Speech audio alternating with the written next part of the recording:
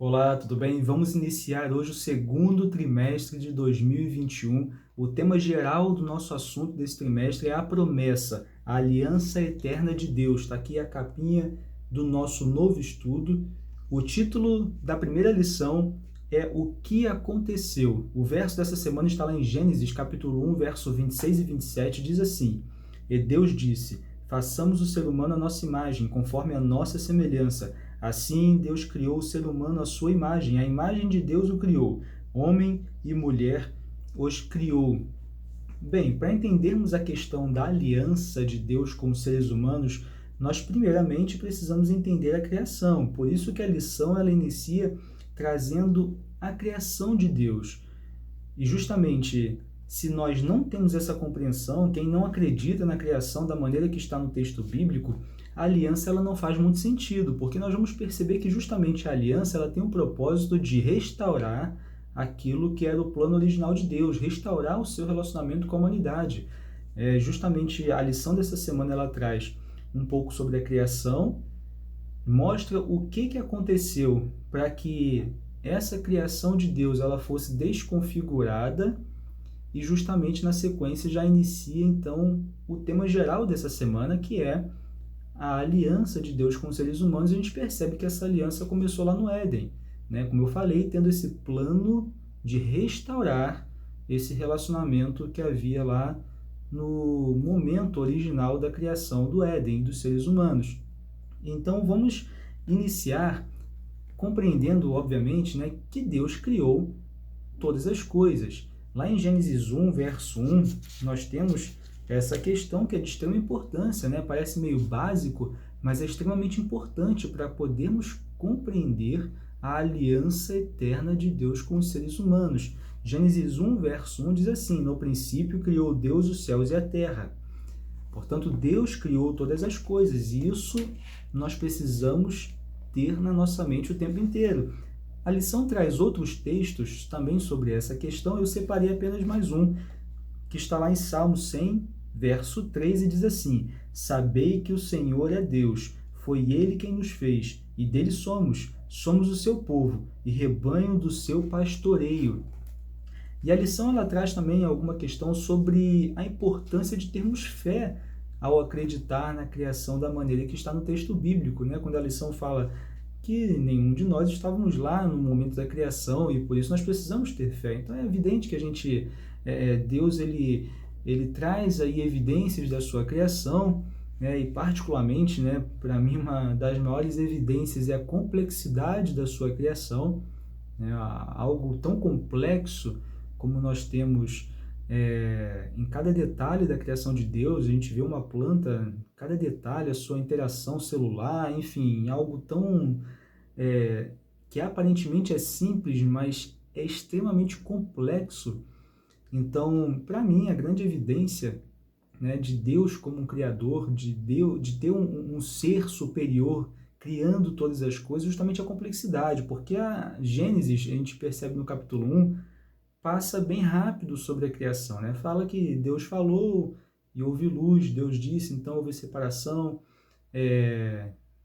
do mar e da terra, Deus disse, então haja e houve os animais, Deus diz que para aparecer então, enfim, outros elementos da natureza e simplesmente aparece. O ser humano ele molda, traz um pouquinho mais de detalhes, né, sobre Deus diretamente ali, né, agindo na criação dos seres humanos, ele mesmo modelando, digamos assim, os seres humanos, e logo na sequência vem a criação da mulher.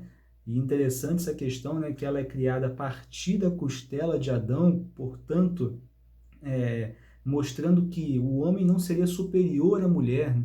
Ele não tirou ali uma parte do pé, digamos assim, de Adão, fazendo com que a mulher, de certa forma, ela fosse inferior, né? E nem da cabeça de Adão, fazendo com que a mulher ela pudesse ser superior a Adão, mas sim ao seu lado, né? Então tira uma parte da costela e a gente vê esse simbolismo, né, da mulher sendo ali criada a partir de um elemento de Adão que fosse do seu lado, e mostrando então que Adão ele não era superior. Então o homem não é superior à mulher, né? A mulher ela foi criada ali para ser uma auxiliadora, companheira, e ninguém sendo superior a ninguém.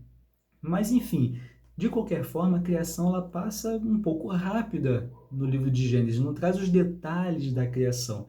Mas quando a gente percebe a complexidade de cada elemento criado por Deus, a gente, para mim, sinceramente, essa é uma grande evidência de Deus como nosso Criador. E na sequência, a lição traz a questão sobre os seres humanos terem sido criados à imagem de Deus. Né? E que imagem é essa? A gente viu no capítulo 1, verso 27, na introdução da lição, mas acompanhe comigo o que diz, somente o 1, verso 27, novamente, criou Deus, pois, o homem à sua imagem. A imagem de Deus o criou. Homem e mulher os criou. Bem, que imagem é essa? Será que nós, ao olharmos, né, nos olharmos no espelho, nós estamos enxergando Deus ali, porque Deus é parecido com nós fisicamente? A lição tira essa dúvida e nos mostra que essa semelhança ela é justamente com relação à questão de raciocinar, né? A questão de raciocinar, como fala aqui, nós somos semelhantes a Deus, pois temos a faculdade do raciocínio. Nós somos animais racionais. Deus criou apenas o homem com essa faculdade de raciocínio, com essa questão da inteligência. Os outros seres criados por Deus não são racionais, né? Como a gente fala, são animais irracionais. Não têm a capacidade de raciocinar, de escolher o que vai fazer, são guiados pelo instinto. Né? E nós não, os seres humanos não. Os seres humanos eles têm a capacidade de raciocinar, de escolher o que vai fazer. Aqui no nosso comentário bíblico, eu separei sobre essa questão o que diz assim: essa imagem era especialmente evidente em termos de sua natureza espiritual. Ele se tornou uma alma vivente, ou seja, um ser vivo dotado de livre-arbítrio, uma personalidade autoconsciente. Essa natureza refletia a santidade divina do Criador, até que o pecado então empalideceu tal semelhança. Portanto, essa semelhança é justamente nessa faculdade de raciocinar, né? Sermos animais racionais. E justamente essa questão, essa oportunidade que os seres humanos têm de raciocinar, de escolher o que vai fazer, de decidir, de livre-arbítrio, é justamente o que nos torna capazes de ter um relacionamento com Deus. Então, ali no momento, no plano original, na criação, Deus ele dota os seres humanos de inteligência e esse ponto é o que torna os seres humanos capazes de estabelecer um relacionamento com Deus. Então, essa é a semelhança, né? Tudo que podemos dizer é que em nossa natureza física, mental e espiritual, refletimos de alguma forma o Criador, por mais que muitas coisas sobre ele ainda estejam, ao menos para nós, envoltas em mistério. Então, justamente, é essa natureza, né, mental, espiritual, é que nós vamos refletir, então, de alguma forma, o nosso Criador. Agora, na sequência do texto bíblico, no verso 28 e verso 29, a gente vai compreender o momento em que Deus ele estabelece esse relacionamento com a humanidade. Acompanhe só o que diz 28 e verso 29. E Deus os abençoou e lhes disse: sede fecundos, multiplicai-vos, enchei a terra e sujeitai-a, dominai sobre os peixes do mar, sobre as aves dos céus e sobre todo animal que rasteja pela terra. E disse Deus ainda: eis que vos tenho dado todas as ervas que dão semente e se acham na superfície de toda a terra, e todas as árvores em que há fruto que dê semente. Isso vos será para mantimento. Bem, Deus então aqui ele inicia esse relacionamento com a humanidade, primeiro com esse momento onde ele abençoa a humanidade. No início do verso 28 diz, então Deus os abençoou. E justamente esse momento, Deus ele deixa claro para os seres humanos que ele é o pai deles, que ele é o criador deles e que eles, então, os seres humanos, dependem de Deus para viver, dependem de Deus para que eles pudessem viver ali tranquilamente. Então, Deus ele queria estabelecer esse relacionamento num primeiro momento mostrando que os seres humanos dependeriam o tempo todo de Deus. E na sequência, Deus ele mostra a sua criação, ele mostra todas as coisas ali que o homem então ele teria domínio sobre aquelas coisas, sobre aqueles elementos da natureza, mostra ali a natureza onde eles tirariam o seu alimento, o seu mantimento diário, mas então o início desse relacionamento, Deus então ele estabelece, mostrando que a humanidade seria dependente dele. E ele então entrega, digamos assim, para os seres humanos essa criação, para que os seres humanos então ali pudessem cuidar, né, ter ali responsabilidades dentro desse ambiente que Deus estava entregando para que os seres humanos pudessem então cuidar.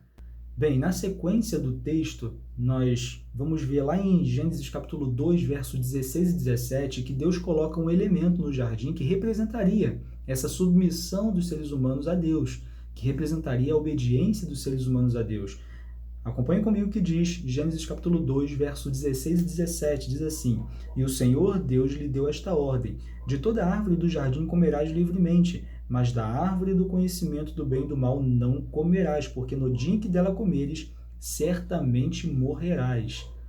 Bem, aqui a gente já vê a misericórdia de Deus para com a humanidade. Deus ele coloca apenas um elemento no jardim para que os seres humanos demonstrassem a sua obediência ao seu Criador. Deus ele não espalha no jardim vários elementos que pudessem ficar tentando os seres humanos o tempo todo. Deus ele coloca um elemento. Mas é evidente que se Deus não colocasse nada, ele não estaria ali, não estaria dando aos seres humanos o livre-arbítrio, porque os seres humanos não teriam escolha de obedecer ou desobedecer, porque não teriam oportunidade de desobedecer, caso não tivesse nenhum elemento que pudesse ali os seres humanos então a desobedecer a Deus. Então Deus coloca um elemento no meio do jardim para que os seres humanos então provassem, digamos assim, que realmente seriam obedientes a Deus. E é claro que Deus ele não coloca também uma árvore lá no canto do jardim, uma árvore feia, né, digamos assim, para que os seres humanos também, de certa forma, os seres humanos seriam induzidos, né, digamos assim, a obedecer a Deus. Então, não, ele coloca uma árvore bonita, uma bela árvore com belos frutos no meio do jardim, e ali então seria o elemento que colocaria o homem à prova, né, e realmente comprovaria se o homem livremente obedeceria a Deus ou não. Infelizmente, a gente percebe que os seres humanos caíram, né? E é evidente que essa queda dos seres humanos não foi, né, Eva, ela não caiu porque o fruto da árvore era belo, ela não caiu porque a árvore era bela, né? Ela caiu porque ela compreendeu que a serpente, né, o inimigo ali disfarçado de serpente, mentiu para ela, enganou Eva, dizendo que ela se tornaria como Deus se ela comesse do fruto. Então, ela não caiu porque o fruto era bonito e esse fruto é muito belo, não, porque as outras árvores, né, os outros elementos da natureza certamente também eram muito belos, certamente eram muito bonitos, muito chamativos. A natureza era perfeita, tudo era belo, tudo era bom, como Deus disse depois de cada dia da criação, né? Viu Deus que era bom, né? Então tudo era bom, tudo era belo, tudo chamava a atenção.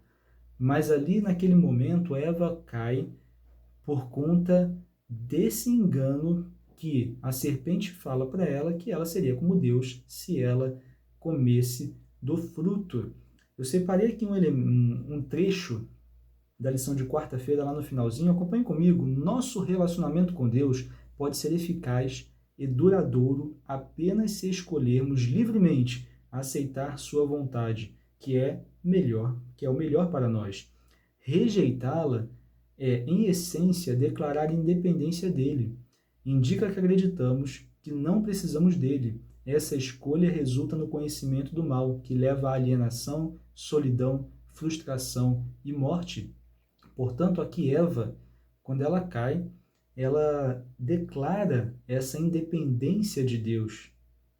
ela indica, como diz aqui esse texto, indica que acreditava que não precisava de Deus. Então, por isso, o nosso relacionamento com Deus ele só será eficaz e duradouro enquanto nós compreendermos que nós dependemos dele, que ele é nosso Criador, que nós precisamos dele todos os momentos e que nós realmente acreditamos que necessitamos da sua bênção diariamente, que necessitamos da sua proteção diariamente, que nós não podemos jamais ser como ele. E aqui Eva, ela declara essa independência de Deus quando resolve, então, tomar o fruto. Mas é evidente que ela foi enganada. E a lição traz isso de uma maneira muito interessante. Eva, ela foi enganada. A serpente ali conversa com ela, dá ouvido à serpente e ela é enganada. Ela acredita que ao comer do fruto, ela não morreria e seria como Deus.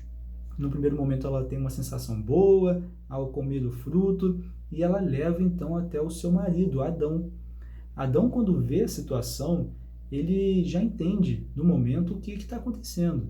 Ele já entende que a mulher, apesar de não ter caído morta instantaneamente, ele entende que essa seria uma consequência do erro de Eva. Adão ele tem consciência de tudo o que está acontecendo. Ele não é enganado. Eva, apesar de chegar para ele e dizer, olha, eu não comi, coma também, e tudo será muito bom, digamos assim, apesar dela falar isso, ele não é enganado. Mas o amor de Adão por Eva acaba sobressaindo toda o seu desejo de obedecer a Deus.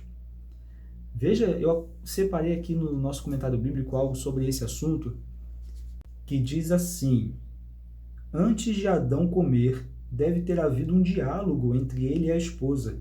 Devia ele seguir a esposa em seu caminho de pecado e desobediência ou renunciar a ela confiando que Deus de alguma forma restauraria sua felicidade destruída?